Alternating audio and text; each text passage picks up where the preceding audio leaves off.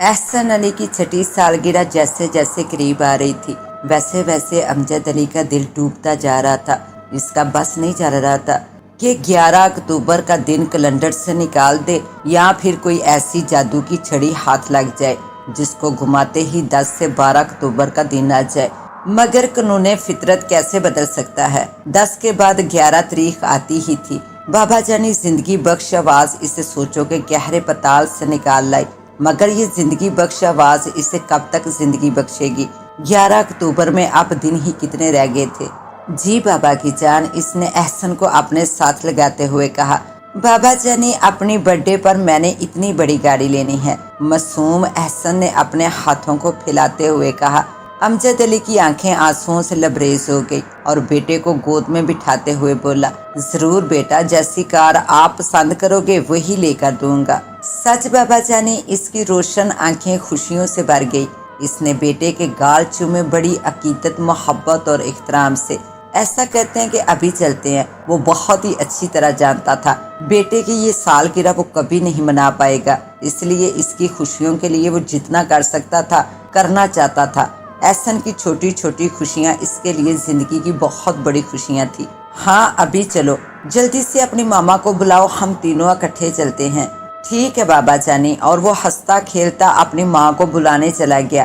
امجد علی کی آنکھوں سے آنسو ڈلکنے لگے اور وہ بچوں کی طرح بلک بلک کر رونے لگا۔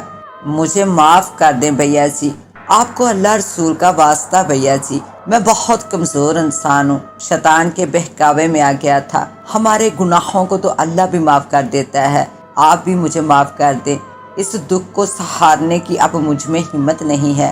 اس کی آنسوؤں سے بری نگاہیں کمرے کے ایک مخصوص گوشے کی طرف لپکی اور یوں لگ رہا تھا جیسے وہ سامنے کھڑے کسی وجود سے باتیں کر رہا ہو، مگر وہاں کوئی بھی نہیں تھا۔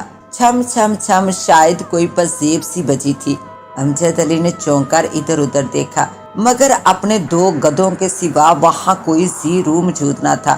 وہ اسی صحرائی علاقے میں مٹی اکٹھی کرنے آیا تھا اور مٹی کو گوندھ کر برتن بنایا کرتا تھا۔ اس کے ہاتھ کے بنے برتنوں کی دور دور تک دھوم تھی۔ خاص طور پر اس کا بڑا بھائی اکرم علی تو ایسا فنکار آدمی تھا کہ اس کے ہاتھ کے بنے برتن لوگ مہنگے داموں خریدنے کو بھی تیار ہو جاتے تھے۔ مٹی لینے کو وہ اکثر اس علاقے میں آیا کرتے تھے۔ کبھی اکرم علی آتا تو کبھی امجد علی، اور کبھی کبھار دونوں بھی آ جایا کرتے تھے۔ چھم چھم کی آواز وہ بہت دنوں سے سن رہا تھا اور خوف زدہ بھی ہو گیا تھا۔ اس کا ارادہ تھا کہ آج کے بعد وہ اس علاقے میں نہیں آئے گا۔ خدا جانے کو یہ سیب تھا یا بادرو، اگر کہیں وہ بادرو یا چڑیل اس کی جان لے لے تو آگے کا وہ سوچ کر ہی کانپ گیا اور جلدی سے مٹی تھیلوں میں بھرنے لگا۔ چھم چھم کی آواز کبھی دائیں طرف سے آتی تو کبھی بائیں طرف سے۔ وہ خوف زدہ نظروں سے ادھر ادھر دیکھتے ہوئے تھیلوں میں مٹی ڈالنے لگا۔ چھم چھم کی آواز پھر آئی، کون ہو تم؟ سامنے آؤ۔ ساتھ ہی وہ ادھر ادھر بھی دیکھ رہا تھا کہ کوئی بھدرو یا چڑیل اس پر حملہ نہ کرتے۔ چھم چھم ایک انتہائی خوبصورت عورت اس کے پیچھے سے نکل کر سامنے آ گئی۔ سرخ قیمتی لباس میں ملبوس وہ عورت سونے کے زیورات سے لدی ہوئی تھی۔ ڈر رہے ہو مجھ سے؟ کھنکھناتے زیورات کے ساتھ اس کی آواز بھی کھنکھنا رہی تھی۔ ڈرو مت، میں مایا ہوں۔ مایا؟ کون مایا؟ مایا جسے تم لوگ دولت کہتے ہو۔ دولت چاہیے تمہیں؟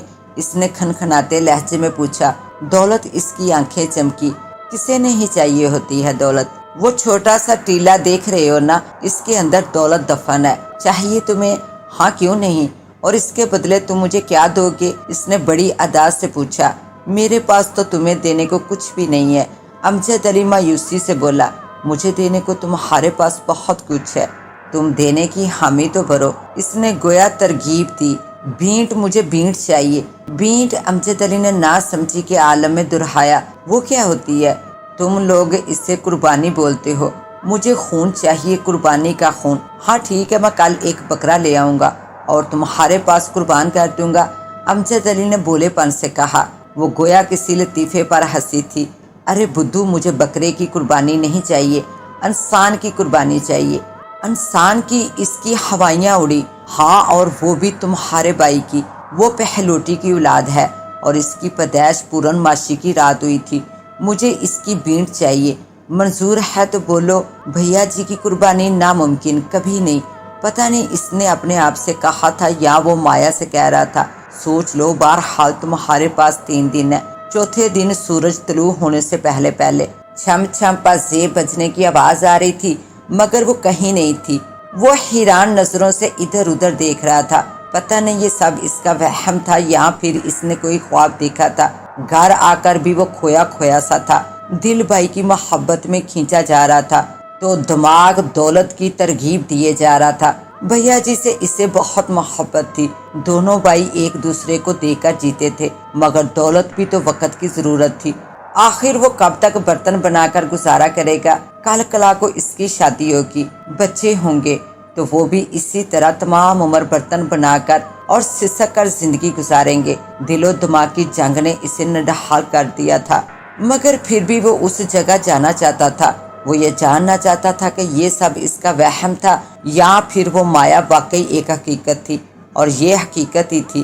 گدھوں پر مٹی لادتے ہوئے، گدھوں کو ہنکاتے ہوئے اسے ہر طرف سے چھم چھم کی آوازیں آتی رہی، گویا یہ اس کا وہم نہیں تھا۔ دوسرے دن وہ وہاں نہیں جا سکا۔ تیسرے دن بھیا جی اس کے ساتھ جانے پر تیار ہو کے، امجد علی مٹی صحیح نہیں لا رہا تھا، اس لیے بھیا جی اس کی رہنمائی کے لیے ساتھ چلے آئے تھے۔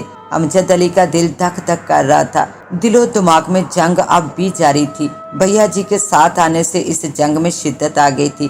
اگر وہ ساتھ نہ آتے تو شاید جنگ ختم ہو جاتی، مگر شاید اللہ پاک کو اس کی ازمائش مقصود تھی۔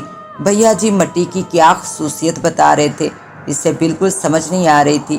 اسے تو ہر طرف چھم چھم کی آوازیں آ رہی تھی، ایک مرتبہ تو زیورات کھنکھناتی مایا بھی نظر آئی۔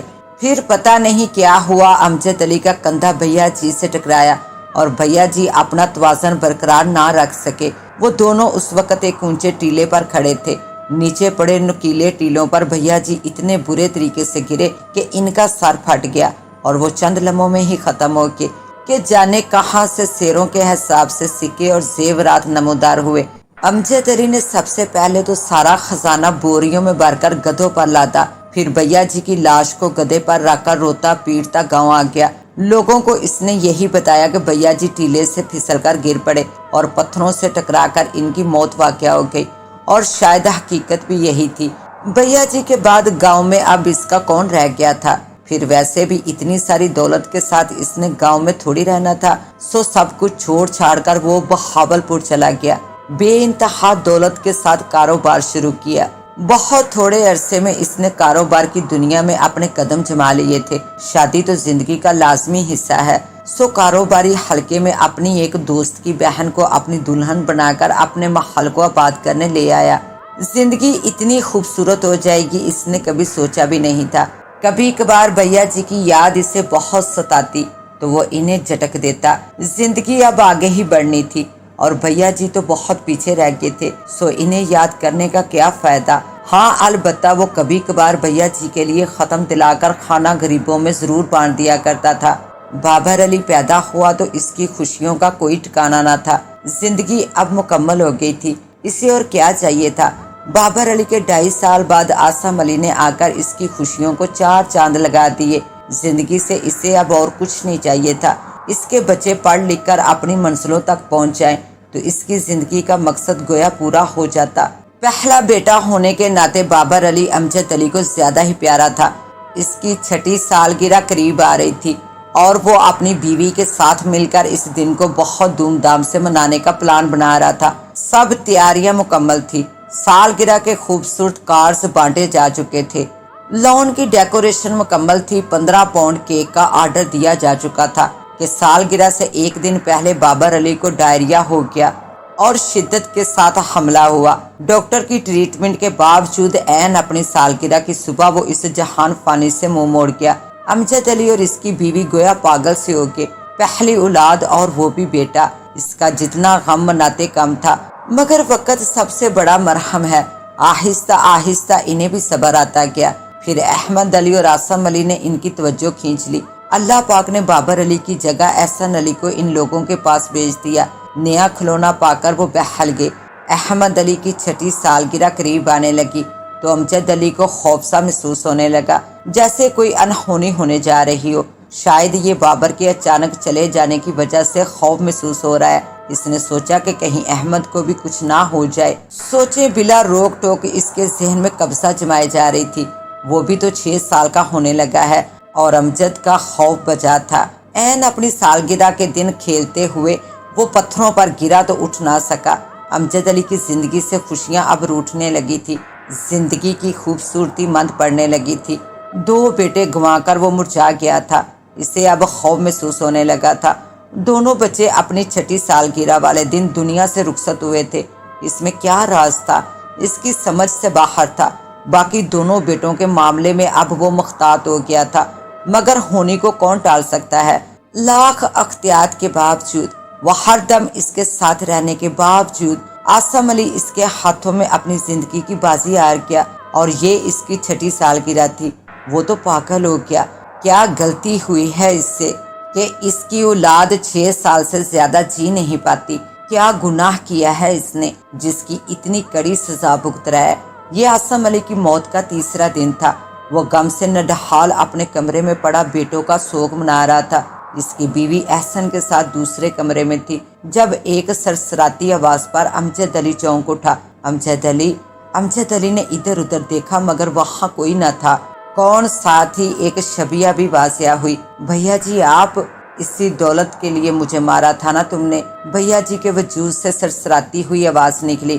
میں نے نہیں مارا تھا آپ کو۔ امجد علی نے اپنی صفائی پیش کی۔ یہ تم اپنے آپ سے پوچھو کہ تم نے مجھے مارا تھا یا نہیں؟ بھیا جی نے انگلی سے اس کی طرف اشارہ کرتے ہوئے کہا۔ مل گئی دولت تمہیں؟ یہی چاہتے تھے نا؟ مگر اولاد کی دولت تمہیں کبھی نہیں مل سکتی۔ اپنی ساری دولت دے کر بھی تم اولاد کی دولت نہیں پا سکتے۔